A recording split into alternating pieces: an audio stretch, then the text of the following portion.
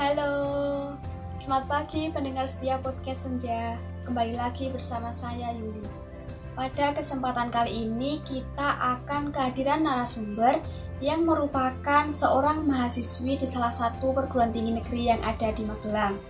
Dia juga merupakan seorang aktivis kampus loh. Pengalamannya di organisasi tentu sudah tidak perlu kita lakukan lagi. Yuk langsung saja kita sapa narasumber kita dalam obrolan pernak-pernik kuliah versus organisasi. Halo, selamat pagi Naila. Sehat ya? Halo juga Yuli, selamat pagi. Alhamdulillah sehat dong. Syukurlah. Oh iya, jadi Naila ini adalah teman kuliah aku. Nah, supaya pendengar podcast dapat mengenal lebih dekat, kamu bisa menyapa dan memperkenalkan diri terlebih dahulu, Nay. Halo pendengar podcast Senja, perkenalkan aku Naila. Aku asli orang Bandung dan saat ini sedang menempuh pendidikan di salah satu perguruan tinggi negeri yang ada di Magelang, yakni Universitas Tidar. Aku ambil program studi S1 Pendidikan Bahasa dan Sastra Indonesia. Saat ini aku sudah semester 6. Salam kenal semuanya. Udah semester tua ya? Boleh diceritakan nggak sih, Nay, gimana kamu akhirnya bisa terdampar di Magelang? Jadi, waktu itu tuh aku lagi cari-cari informasi berbagai perguruan tinggi kan ya. Nah, salah satunya nemu tuh website tentang Universitas Tidar ini. Terus di situ juga disebutkan kalau Untidar masih termasuk perguruan tinggi yang belum terlalu lama menjadi negeri. Sehingga aku berpikir kalau seleksi untuk bisa masuk ke Untidar ini tidaklah terlalu ketat. Waktu itu aku masuknya ke sini tuh karena ikut SBMPTN. Jadi aku bertekad harus bisa lolos. Akhirnya dengan pertimbangan seperti itu, aku ambillah Untidar yang kebetulan ada program studi yang aku minati. Tapi saat aku beneran coba daftar di sini, tetap saja saingannya ketat. Ternyata banyak banget yang mendaftar di sini meskipun masih tergolong kampus negeri yang masih baru. Hal itu sangat luar ekspektasiku tentunya. Tapi alhamdulillahnya aku tetap bisa lolos seleksi dan bisa kuliah di sini. Di luar ekspektasi banget ya. Kemudian terkait prodi yang kamu ambil gimana, Nay? Apakah emang dari dulu kamu udah tertarik dengan PPSI atau menggunakan insting lagi nih? Kalau terkait prodi, enggak Yul, itu udah kupikirkan dengan matang. Kebetulan dari dulu aku emang suka sama hal-hal yang berbau bahasa ataupun sastra. Di sisi lain, dari kecil aku juga punya cita-cita menjadi seorang guru. Jadinya ya aku ambil paket komplit PPSI, pengajaran dapat, bahasa dapat, sastra juga sudah pasti dapat. Lalu, Nay, setelah kamu masuk dan menjalani kuliah sebagai mahasiswa PPSI, ada nggak hal-hal yang setelah kamu masuk itu baru menyadari dan terpikirkan, oh ternyata tuh PPSI kayak gini, dan hal itu tuh merupakan sesuatu hal yang besar dan mengejutkan karena berbeda dengan yang diketahui oleh masyarakat pada umumnya selama ini. Ada nggak, Nay? Banyak sih Yul, tapi yang paling bikin aku jadi kayak mikir, loh kok gini, itu justru pada prodiku sendiri. Emang gimana, Nay? Jadi penasaran. Jadi gini, aku kan anak PPSI ya. Mungkin kamu juga sering dengar kalau orang-orang tuh kayak memandang sebelah mata terhadap jurusan PPSI. Pasalnya kan kita orang Indonesia ya. Dalam benak orang lain tuh kayak menjadi pemandangan aneh ketika kita sudah bisa berbahasa Indonesia, tapi masih ambil kuliah bahasa Indonesia. Padahal ya, bahasa Indonesia yang kita pelajari dari dulu tuh, dari zaman SD hingga SMA tuh sangat berbeda dengan yang ada di bangku kuliah. Kalau aku selalu menganalogikan gini, dan ini menurutku tepat sih. Jadi, materi-materi bahasa Indonesia yang kita peroleh dari zaman kita sekolah sampai akhirnya lulus SMA, itu ibaratnya kita hanya menikmati buahnya saja dari suatu pohon. Sementara saat kuliah, kita diminta untuk menggali semua bagian-bagian dari pohon tersebut, dimulai dari akar hingga tanah atau media yang digunakan untuk menanamnya, termasuk juga bentuk daunnya, kemudian sifat batangnya, dan lain sebagainya.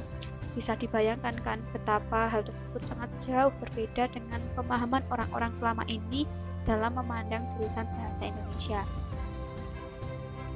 Wah, kalau analoginya seperti yang kamu sampaikan ya jelas jauh banget. Berarti kuliah di PPSI tidak semudah yang ada dalam bayangan orang-orang selama ini gitu ya, Nay? Berarti harus ekstra sabar dong kalau kuliah di PPSI. Ibaratnya kalau kata orang Jawa sering dipaidoni gitu ya. Iya Yul, benar banget. Sangat menyedihkan. Ya udah, jangan jadi sedih gitu dong, Nay. Kamu sih tanya-tanya gitu. Aku jadi sering merasa tidak ada harganya sama sekali tahu. Padahal aku ngejalaninnya aja sampai jungkir balik. Paham banget, Nay. Peluk jauh, Nay lah. Udah ya, jangan sedih lagi. Kita ganti obrolan yang lain aja supaya kamu nggak sedih lagi. Kamu kan selain kuliah juga aktif di organisasi gitu ya. Nah, boleh disampaikan nggak kepada pendengar podcast kamu ikut organisasi apa? Boleh dong. Jadi, aku selain kuliah juga bergabung di organisasi yang bernama Himpunan Mahasiswa Program Studi Pendidikan Bahasa dan Sastra Indonesia atau yang kemudian disebut dengan Himaprodi PPSI. Kegiatan kamu di organisasi itu apa, Nay? Kegiatannya banyak banget Yul. Dalam setiap bulannya tuh pasti selalu ada program kerja, bahkan terkadang 2-3 proker. Untuk macam kegiatannya apa saja itu tergantung dari para pengurus di periode tersebut. Jadi bisa berbeda-beda sesuai dengan visi yang dibawa oleh ketua dan wakil ketua gitu Yul. Cuma aku kan udah ikut di Himaprodi ini selama 2 periode ya. Jadi memang ada semacam program tahunan yang selalu dilaksanakan. Adapun proker tersebut ialah workshop kepenulisan serta gemerlap bahasa dan sastra. Mungkin boleh dijelaskan, Nay, masing-masing dari program kerja tersebut. Jadi, workshop kepenulisan itu merupakan salah satu program kerja yang dilaksanakan secara terbuka berkaitan dengan kepenulisan, khususnya kepenulisan sastra. Dari Himaprodi PPSI nantinya akan mengundang narasumber yang memang sudah ahli di bidangnya. Adapun selama aku 2 periode di himpunan, narasumber yang mengisi proker tersebut ialah yang pertama Agus Mulyadi atau yang akrab disapa Agus Magelangan, dan yang kedua adalah sastrawan besar Sosiawan Lea. Bersyukur banget proker ini pun selalu berhasil menarik minat banyak orang, sehingga dalam pelaksanaannya selalu diikuti banyak peserta dari berbagai penjuru negeri, baik mahasiswa maupun masyarakat umum. Nah, dari proker ini nantinya ada outputnya nih, yakni berupa buku antologi puisi ber-ISBN. Jadi tidak hanya sekadar workshop saja ya, tapi juga ada tindak lanjutnya. Proker tahunan yang berikutnya adalah Gemerlap Bahasa dan Sastra. Proker ini berisi berbagai macam lomba yang berkaitan dengan kebahasaan dan kesastraan.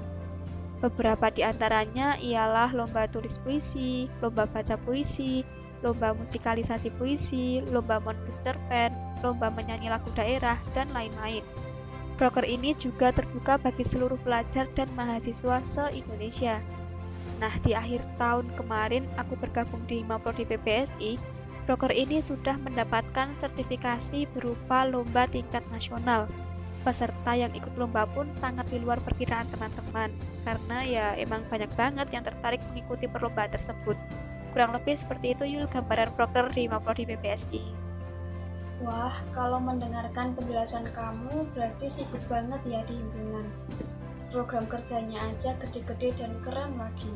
Tentu dibutuhkan usaha ekstra dong agar kegiatan tersebut dapat berjalan dengan lancar. Lumayan sih, tapi ketika kita senang menjalaninya, mau sesibuk atau secapek apapun itu kayak nggak jadi masalah, karena yang ada ya tetap senang terus. Aku pernah baca tulisan gini deh, saat kita capek karena melakukan atau mengerjakan suatu hal, tapi di saat yang bersamaan kita juga masih bisa merasa senang, berarti kita tidak sedang memperjuangkan hal yang salah. Mungkin kalimat itu yang menggambarkan kamu ya, Nay. Nah, sepakat sama kalimat itu Yul, bener banget. Ngomong-ngomong nih, Nay, dari tadi kan kita udah membahas banyak hal tentang organisasi yang kamu ikuti. Tapi kamu belum tahu nih, apa yang membuat kamu tertarik untuk bergabung di dalam organisasi. Karena kuliah aja udah kerasa capeknya, apalagi ikut organisasi. Jadi gini Yul, aku tuh dari dulu, kita mulai mengenal organisasi-organisasi gitu dari SMP kan ya. Nah dari situ aku udah sering banget ikut berbagai macam organisasi. Bahkan tidak hanya satu organisasi saja. melainkan merangkap 2 bahkan sampai 3 organisasi dalam satu periode atau 1 tahun kepengurusan. Meskipun organisasi baru dapat kita temui di SMP, namun saat masih SD pun aku juga sudah sering ikut kegiatan-kegiatan sekolah kayak gitu, mulai dari lomba hingga pesta siaga. Tidak hanya berhenti di situ, saat aku masuk ke SMA pun aku juga tak luput dari ikut organisasi. Jadi dari dulu tuh emang kayak udah jadi bagian tak terpisahkan antara pendidikan dengan organisasi. Hal itu jugalah yang kemudian masih terbawa saat aku masuk di perguruan tinggi. Jadinya aku ikut organisasi yang salah satunya adalah Hima-Prodi PPSI ini. Kamu tahu nggak sih Yul, kemarin pas sudah di Hima-Prodi selama 1 periode, aku tuh rencananya pengen rehat, pengen fokus kuliah gitu. Tapi aku malah kepikiran, dalam bayanganku tuh nanti aku mau ngapain kalau nggak ikut organisasi, merasa kayak ada yang kurang gitu loh. Akhirnya aku tidak jadi berhenti dan memilih untuk lanjut organisasi, meskipun ranahnya tetap sama di Hima-Prodi PPSI. Ada ya orang kayak kamu, nggak ikut organisasi malah merasa kosong gitu. Padahal di luar sana banyak sekali orang-orang yang malas banget kalau disuruh ikut organisasi. Alasannya ada yang ingin fokus belajar, ada yang merasa membuang waktu dan tenaga, dan lain-lain. Salut banget deh sama kamu, Nay. Yuli mah bisa aja. Iya sih, terkadang aku juga sering ketemu sama orang-orang yang menanyakan ngapain merepotkan diri dengan ikut organisasi. Ya ampun, terkadang tuh kesel banget sama orang-orang yang dengan entengnya ngomong gitu. Padahal dengan kita ikut organisasi, banyak banget loh manfaat yang bisa kita dapatkan. Nah, bisa dijelasin nggak, Nay, apa aja manfaat yang akan kita peroleh saat kita bergabung di organisasi? Ini nih bagian yang paling bikin aku semangat. Nggak tahu kenapa, aku tuh selalu senang ketika ditanyain kayak gitu. Jadi, banyak banget hal-hal atau manfaat yang akan kita dapatkan ketika kita bergabung di organisasi. Beberapa manfaat tersebut ialah, yang pertama, pasti relasi ya. Jadi ketika kita bergabung di organisasi itu kita bakalan ketemu sama orang banyak. Otomatis pergaulan kita juga akan semakin luas. Misalnya saja jika kita hanya kuliah terus dan jarang ngobrol sama orang lain, ya kita hanya akan kenal dengan teman itu-itu saja. Terlebih di era pandemi gini ya, di mana perkuliahan dilaksanakan secara daring. Tapi kalau kita ikut organisasi, lingkup pertemanan kita akan melebar. Kita akan bertemu dengan teman-teman lain kelas, lintas angkatan, lintas prodi, bahkan sampai lintas universitas. Yang kedua, wawasan, skill, dan pengalaman. Di himpunan kita akan belajar banyak hal yang tentunya juga akan menambah wawasan, skill, dan pengalaman kita. Misalnya saja, kita yang awalnya belum terlalu jago public speaking, saat ikut organisasi, skill tersebut akan terasah karena kita sering berkomunikasi dan berinteraksi dengan orang banyak, sehingga public speaking memegang peranan penting. Dari situ kita akan belajar pelan-pelan hingga akhirnya public speaking kita akan terasah karena terbiasa dilatih. Selain itu, pengalaman-pengalaman di organisasi juga menjadi salah satu pengalaman mahal yang tidak dapat ditemukan di tempat lain. Hal itu berkaitan juga dengan tidak semua orang memiliki kesempatan untuk bergabung di organisasi, meskipun sama-sama memiliki keinginan kuat untuk berkecimpung di organisasi. Karena yaitu tadi, untuk bisa masuk ke organisasi pun pasti harus melewati berbagai proses seleksi dulu. Jadi ketika kita berhasil lolos, apapun yang kita lalui di organisasi, baik suka maupun duka, itu menjadi pengalaman mahal yang tak akan terbayarkan oleh materi. Kemudian manfaat yang ketiga yaitu kita akan belajar memahami sudut pandang. Ini yang kerap sulit untuk kita terapkan dalam kehidupan. Tetapi dengan bergabung di organisasi, kita akan bertemu banyak orang dengan latar belakang berbeda yang tentunya juga berpengaruh terhadap karakter yang berbeda pula. Disinilah kepekaan kita terhadap lingkungan terasah. Kita akan terbiasa dihadapkan pada berbagai macam persoalan dan perbedaan. Dari hal-hal semacam itulah, kita selalu dituntut untuk melihat sesuatu tidak hanya dari satu sudut pandang saja, melainkan kita juga harus melihat dari sudut pandang yang lain secara bersamaan, bahkan dari sudut pandang yang sebelumnya tidak terjamah sekalipun. Menurut aku ya, jika kita sudah bisa sampai pada tahap ini, maka kita akan tenang dalam menyikapi kehidupan.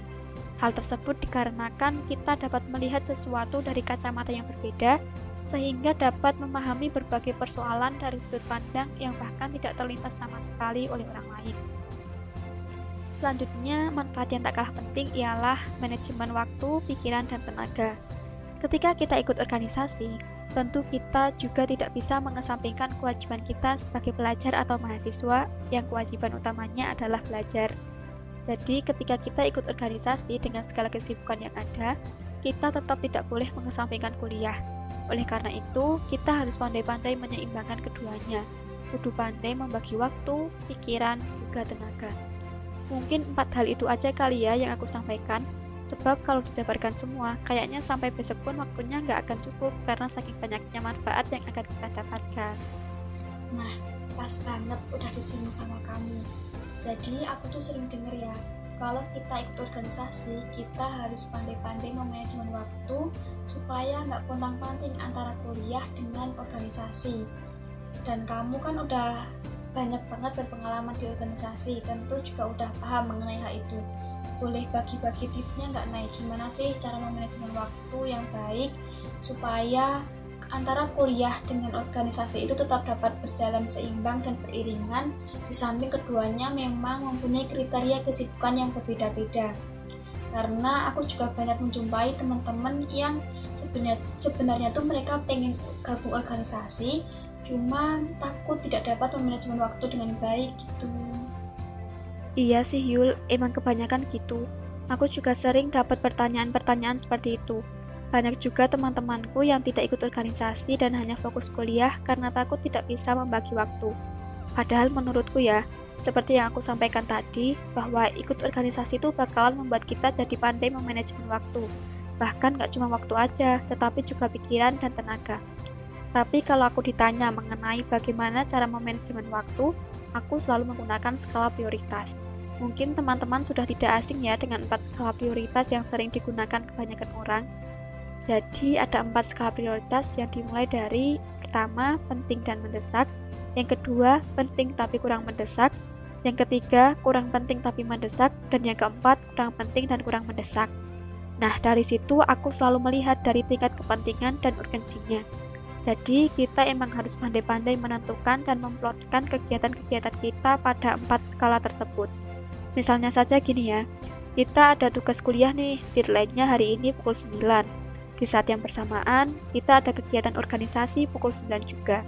Jadi, dari kedua hal itu, kita dapat menentukan mana yang harus terlebih dahulu dikerjakan dengan skala prioritas.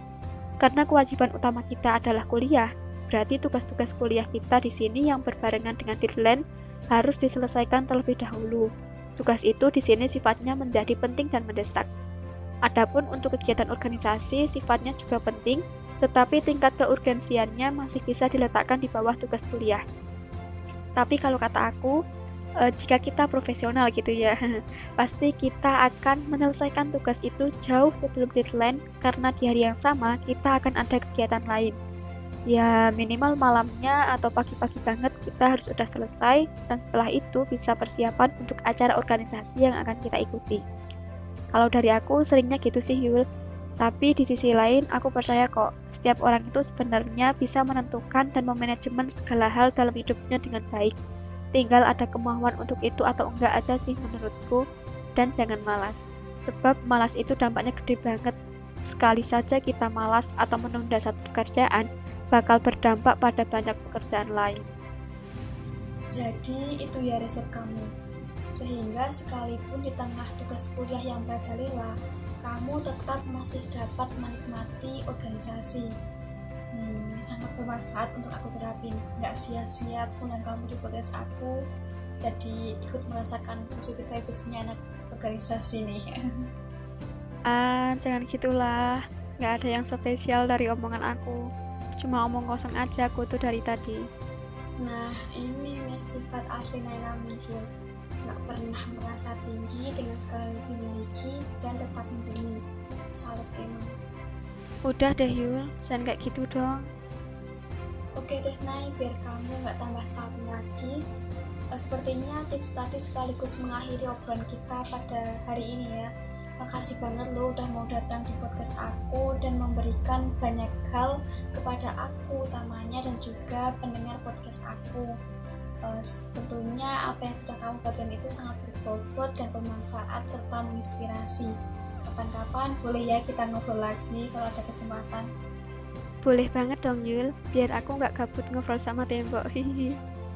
Ini juga sisi lain dari Naila teman-teman. Kelihatan banget kan kalau orangnya asik. Nggak heran dah kalau relasinya luas banget ini anak. Sudah, ayo lekas ditutup saja Bu lapaknya. Hahaha. Awas ya kamu, Nay. Oke, pendengar podcast Senja yang masih menyimak obrolan kami. Jadi, organisasi tidak semengerikan yang kita bayangkan ya teman-teman. Kita masih tetap bisa kok mengikuti organisasi tanpa harus mengorbankan kuliah yang mana memang menjadi kewajiban utama kita. Kita tetap dapat menyeimbangkan keduanya dengan cara memanajemen waktu, pikiran, dan juga tenaga dengan baik, yang salah satunya dengan menggunakan skala prioritas. Di samping itu, kita juga akan mendapatkan banyak manfaat yang akan kita peroleh ketika kita bergabung di dalam organisasi, seperti yang tadi sudah dipaparkan oleh narasumber kita, Naila. Jadi, buat teman-teman yang ingin gabung di organisasi, tetapi masih bingung karena takut tidak dapat membagi waktu dan lain sebagainya, jangan khawatir. Semoga dengan melihat podcast ini dapat mendapatkan manfaat dan juga pencerahan untuk nantinya dapat menentukan langkah teman-teman berikutnya. Harapanku, semoga dimanapun teman-teman berada, apapun yang teman-teman perjuangkan senantiasa diberikan kelancaran dan mendapatkan hasil terbaik sesuai yang diharapkan. Baik, itu saja obrolan dari kami. Jika terdapat kata-kata yang kurang berkenan, mohon dimaafkan. Sampai jumpa di podcast Senja selanjutnya dengan pembahasan yang menarik tentunya. Sampai jumpa.